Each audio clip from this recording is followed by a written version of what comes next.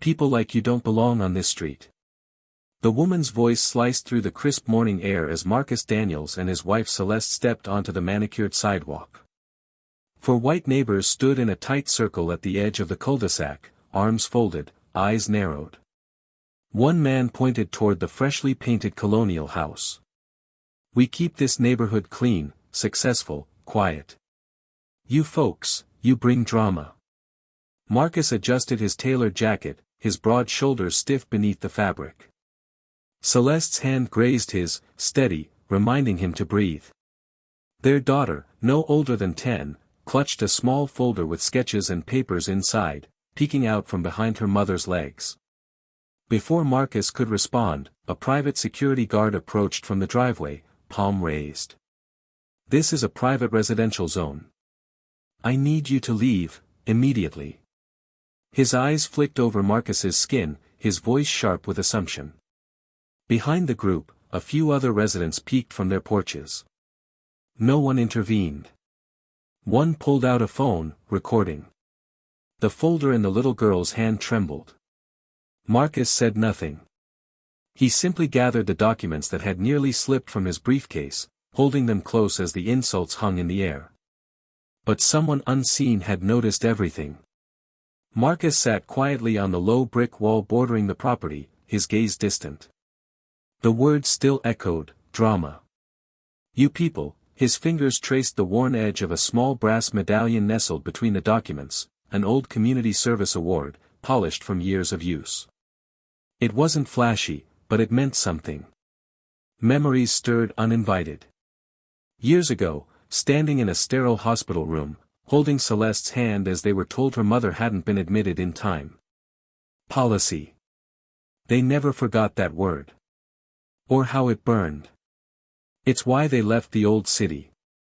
Why they built new careers. Why they swore to never let rules disguised as racism define their family again. A loud scoff yanked Marcus back to the present. One of the neighbors, a man in a golf polo, marched over, snatching the "for sale" sign from the lawn.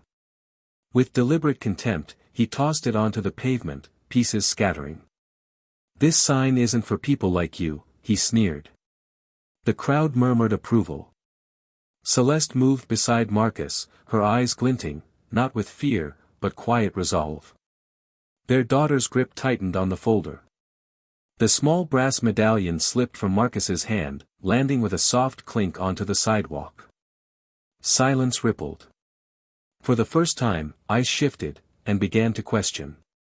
Footsteps echoed from behind the crowd. A slim woman in sharp business attire, clipboard in hand, pushed past the group. Her voice, crisp and clear, "Mr. and Mrs. Daniels. I've been waiting for you." The neighbors fell quiet. The woman turned to the hostile faces.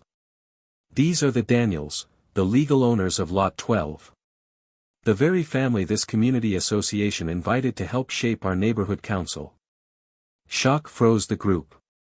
Celeste stepped forward, retrieving a sleek leather wallet from her purse. She flipped it open, the judge's insignia gleamed. Marcus calmly placed his law firm's business card beside it on the garden wall. The neighbors stood speechless. "We didn't come here for permission," Marcus said, his voice even but firm.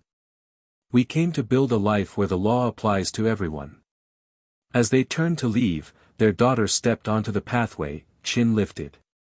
She looked the stunned adults in the eye and declared, clear and unwavering, "I'm growing up on this street."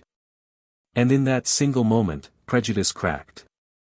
Because strength, quiet as it was, always leaves its mark.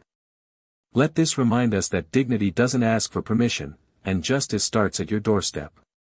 If this story moved you, share your thoughts below and subscribe for more. Sometimes, the loudest resistance is silent.